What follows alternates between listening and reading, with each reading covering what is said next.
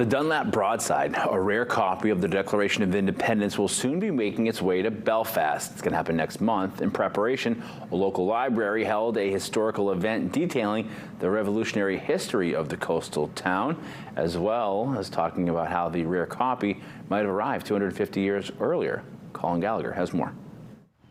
Crowds gathered at Steamboat Landing in Belfast Wednesday for the revolutionary event By Land or By Sea, organized by the Belfast Free Library. We are really trying to celebrate the people who would have been here in Belfast as the Declaration was originally being sent around this new burgeoning country. We have spinners here, we have dancers and musicians, we have folks from the Penobscot Nation, we have sailors, and as well as people who are specifically in costume.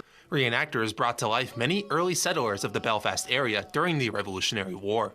And it's interesting that they settled here in those early years and their descendants are still living here today.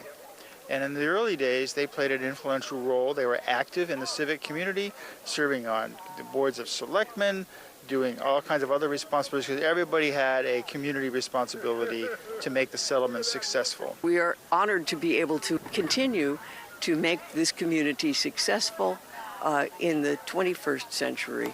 The event saw a local schooner boat deliver a copy of the Declaration of Independence, which was then transferred to shore. It's not, of course, the original broadside that we want to keep very protected, but a beautiful copy around the bay. Once it arrived, the copy was then read out loud to participants by a reenactor. We don't know exactly how people in Belfast heard it for the first time, but this is our reimagining of what that could have looked like. The copies probably went out by land or by sea. Some may have come to communities, as this did, on a ship.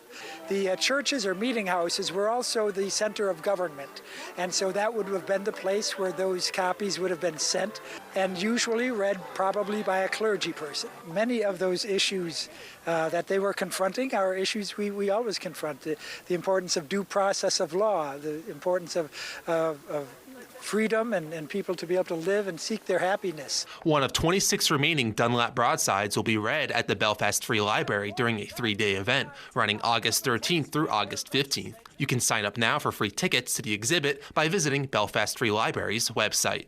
Colin Gallagher, WABI News, Belfast.